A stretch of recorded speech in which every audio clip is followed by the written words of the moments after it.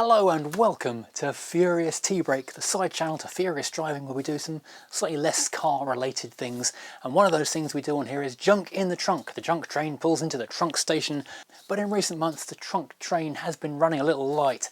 And well, that's not necessarily a bad thing, because we are still getting some really cool, interesting things turning up for the Junk in the Trunk series. And exciting times. I'm going to turn the camera for you ever so slightly. We're back in the P6 today.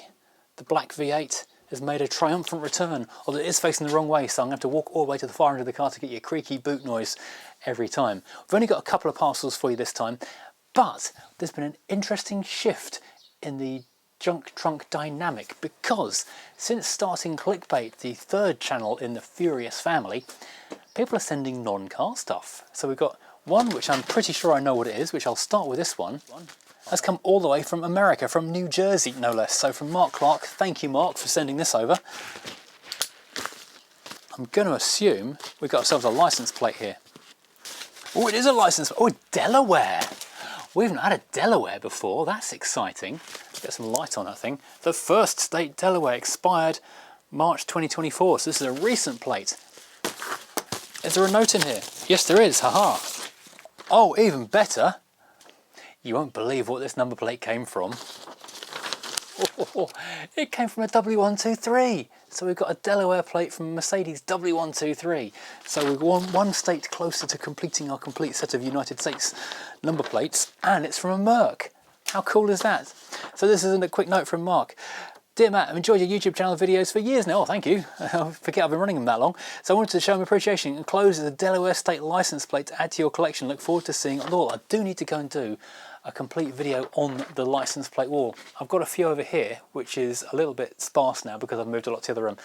I'll do a video in the next couple of weeks actually about all the plates we've got so far. I think this plate is particularly appropriate for you. I think you're right. Until recently it was attached to my 1982 Mercedes 300 turbo diesel, which isn't a model we got in Europe. I think we got the diesel, but I don't think we got the turbo diesel, or was it the turbo diesel estate we didn't get? Anyway, 82 versus 83, mine versus his. The car was in my family since new and is now owned by a good family friend. Only 244,000 miles on the odometer, just getting broken in with the W123. That's not necessarily a joke, that's actually quite accurate. And should be running for many more years to come. I hope your Mercedes is back on the road soon, so do I. Until then, you can enjoy the pictures I've included as a vision of the future of what my future holds. I'm also fascinated by the GMC truck behind the Mercedes with the flame painted front. I want to know more about this, Mark. Tell me more about this GMC with the flames. That is very interesting. It's GMC, isn't it? In case you didn't know, my W123, I discovered an awful lot more rot. As far as I was concerned, it was terminal rot, but 6D Diesels, a notorious welding channel of this parish, he has taken it down, or they've taken it down to their workshop, and it's in the queue, put it that way. At some point in the near to distant future, the middling future of some kind, they are going to get to it, and then they're going to sort out all the floor rust, all the arch rust, put it back to a solid shell, wing it back here, then I can put the engine back together, put the interior back together, and bada bing, we're going to have a working W123. Hopefully while there's still petrol in the ground, because it could take a while. But yeah, that is such a cool thing. It's a silver with black leather. I assume it's leather in that from those photos. Lovely, I think it's Zebrano wood in there. That is a cool car. The 300 turbo diesel actually isn't as slow as you might imagine. The non-turbo diesel is about 60 horsepower from memory, and wow, that thing is glacial. I mean, like properly slow, painfully slow. Oh, that is such a cool thing. Thank you, Mark. That is awesome. I'm going to pop that on there on top of the Alpha sign for the moment.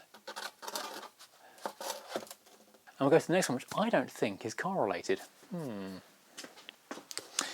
Now the tape on this box says Nick and Trick Services Photographiques, which suggests it's come from Stoke-on-Trent. But it sounds kind of European, photographique. So my pointy knife appears to be a little bit blunt, so I'm going to need to sharpen this thing up. There's a question. I'm normally a multi-tool user, but I've got this rather handy knife for doing knifey things. Watching a bit of David Freiberger, he is very much the pocket knife rather than multi-tool camp. Let's do like a comparison video on those. What do you reckon on that? Okay, we've got little biscuity things, what do you call them? We've got 3 items all wrapped individually. Now bear in mind I do a photography channel. I should have got a table ready for this. We have got, I think we've got 3 cameras in here. Ooh, we have. Oh, no, we've got more, we've got 4 things in here. One thing, another thing, and another thing, and a note. I'll read the note first. Hope you make better use of these than I have, from Susie. Right, Susie, let's see what we've got in here. So, unwrapping the first one, because I am a camera hoarder. As well as a car hoarder, I am a camera hoarder. I've got a shelf full of the things. And this is a Minolta, what is it? A Minolta Highmatic GF. Now, I've not used a Highmatic GF. These are all, I'm going to assume, 35mm cameras. So, manual wind on, release, rear wind. Oh, we've got like zone focusing on the thing. Now, I don't know anything about how does one open the back of this thing? Did you pull that to open it? I've got a flash on switch on it. Yep. Oh, that's, oh, I like the pop up. That's nice. I'll do that again. That's exciting. It's going to need a battery of some kind. I'll have to figure that out in a minute. Yeah, you pull that up to load your film in. You pull that up to load the film. That's interesting. As well as we've got zone focus, we've got kind of zone exposure as well. That's curious. No, I've never used one of them. It's got a 38mm f1.4 lens. It's got a filter thread, a 46mm filter thread. That's an interesting thing. Okay, that will be on the channel, the clickbait channel soon. Running a film through that one. That's curious. This one, ooh, it's a Lomo. A Zenith Lomo Minotaur 1 with a 32mm lens, or otherwise known as an LCA. Again, simple camera, so you've got manual wind on, shutter release. Then we've got sliders either side of the lens. This one is distance from infinity to 0.8. I'm assuming that's feet based on the age of the thing. And there's the lens hood release underneath it. Ah, okay, and we've got aperture on the other side, it's a little stiffer. That's interesting. I wonder if this will work as well. First off, I didn't realise Zenith and Lomo were connected in any way, so that's kind of cool, interesting. But also, I've never had a Lomo before. Now check this out, it's a lovely action on the viewfinder and lens shutter. That's really nice. Oh, that's so cool. What else do we have in here? Something hefty. It's another Minolta. You know I like a Minolta. Also, I love this strap on that as well. That's really cool. Very, very 1990s. It's a Minolta Highmatic E. Was it Highmatic as well? No, that was a... Okay, so this is another Highmatic. This is the Highmatic GF, which is the basic plasticky one. This Highmatic E is the chunky metal one. So we've got a lot more upgrades here. It's got electro control for some reason, so we can expect some banging tunes. It feels kind of stiff on the wind on. Okay, so we've got a sensor built into the lens, so we can clearly see this isn't a removable lens thing. We have got EDCB written underneath it. Got manual focus, is that linked? I'm not sure it is, so you have to kind of do a bit of guesswork on the distance.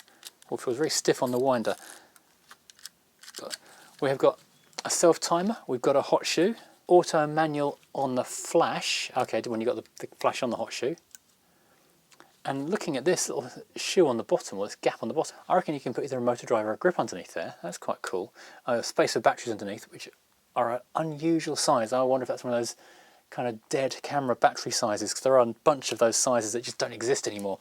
You have to use adapters on modern watch batteries. Now, this is empty at the moment, but that's kind of cool. We've got a little indicator, which I guess something pushes up, a little tag that lights up to show when you've got film in there. That's kind of cool, but it won't wind on at the moment, maybe because there isn't film in there. I'm going to experiment with this one, another one for the clickbait channel. And there's a fourth thing in here as well. What have we got in here? Oh, it's a Minox. Oh, hello Minox.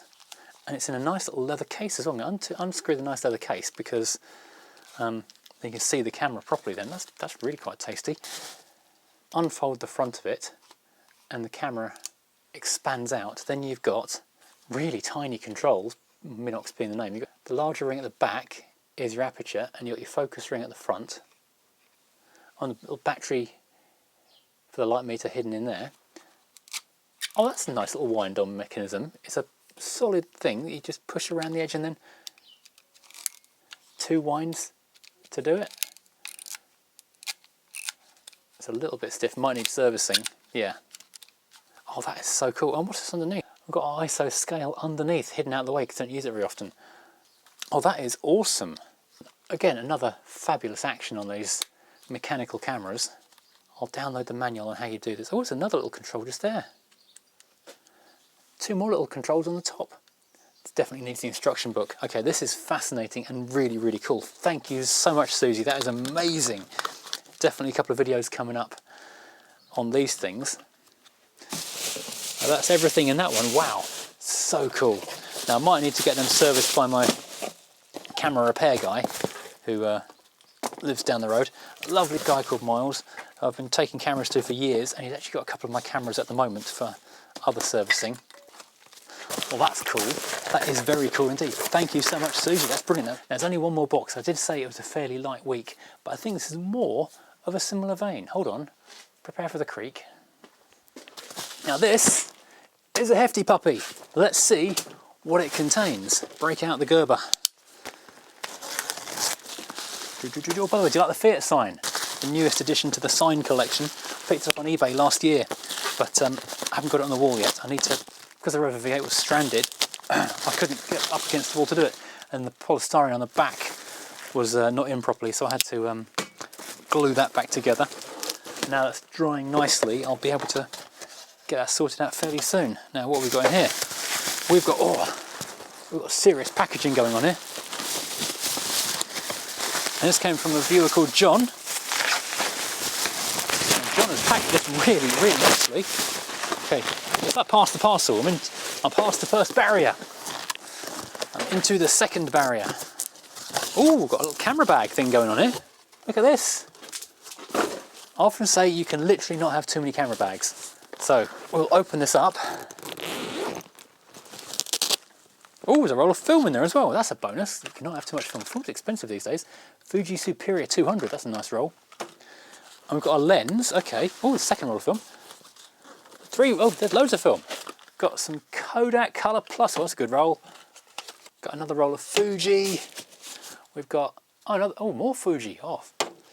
For years, I only shot Fuji slide film for work, because that's what everyone demanded client-wise.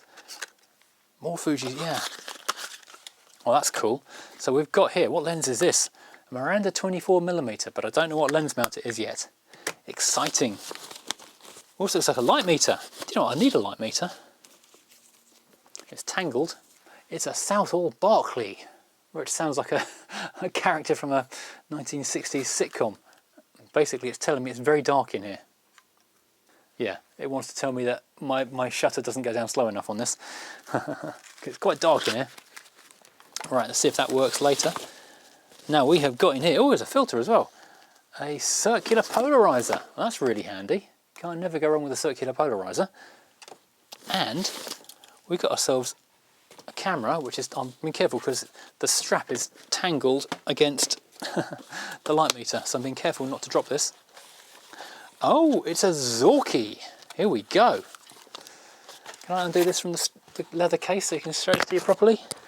There we go. This is a Zorky 4K, if you've ever seen such a thing. This is an actual Russian SLR, which is a little bit like a sort of a Leica rangefinder style of camera.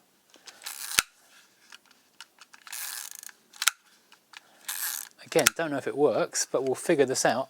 I'm going to have to go and read the book on this. Oh, it's really different. Made in the USSR, so proper old school, so I'm guessing 60s, maybe early 70s looking at this thing. So we've got shutter speed on top, we've got aperture on the lens.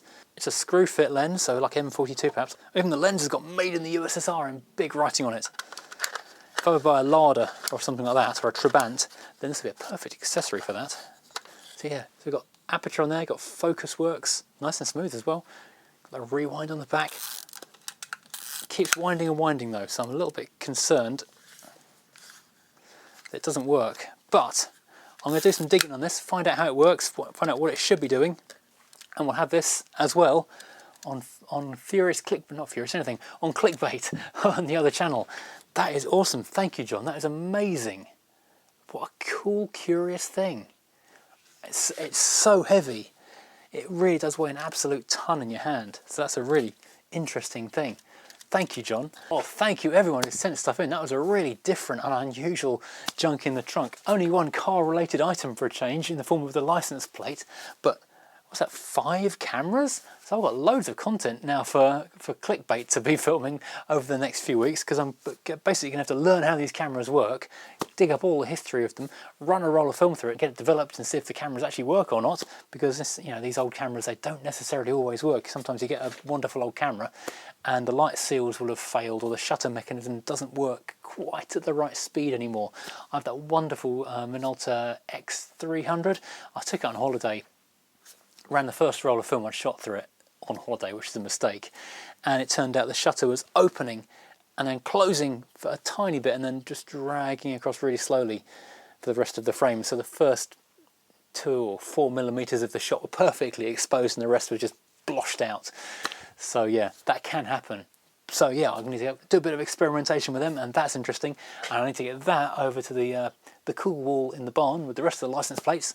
So thank you to the people who've sent stuff in. Thank you for watching. If you've got stuff for junk in the trunk, then do send it into PO Box 477, Aylesford, Kent, ME69LE, and anything that you think would be interesting to share with the class. Old car brochures, old car manuals, interesting bits of cars, old car paraphernalia, and of course photography paraphernalia. Anything really that takes your interest and thinks, that's weird and interesting and I don't want it anymore, and I think the Furious viewers would be fascinated by that, then get it in the post and we'll open it next time. I always describe it as being a bit like the gallery on Take Heart all those years ago, if you were watching British TV in the 1980s, when people sent in their artwork from many moons ago. Anyway, thank you for watching. Do hit like, do hit subscribe. If you're even vaguely interested in photography, then do jump over to Clickbait, which is in the description below, because that channel is not actually monetized yet. So I'm trying to make videos, but it's very hard to do that when they don't make any money. And so I do need to be making videos that do make money so I can go and, you know, eat. So the biggest favour you can do me today is just jump over to Clickbait and watch a video, let it run in the background so I can get the extra couple of 100 hours of watch time, and then I'll monetize it, and then I can go and do lots more exciting things on that, as well as the lots more exciting things on Furious Driving and on here. Now I need to go and fix a car for the other channel. Thank you for watching and goodbye.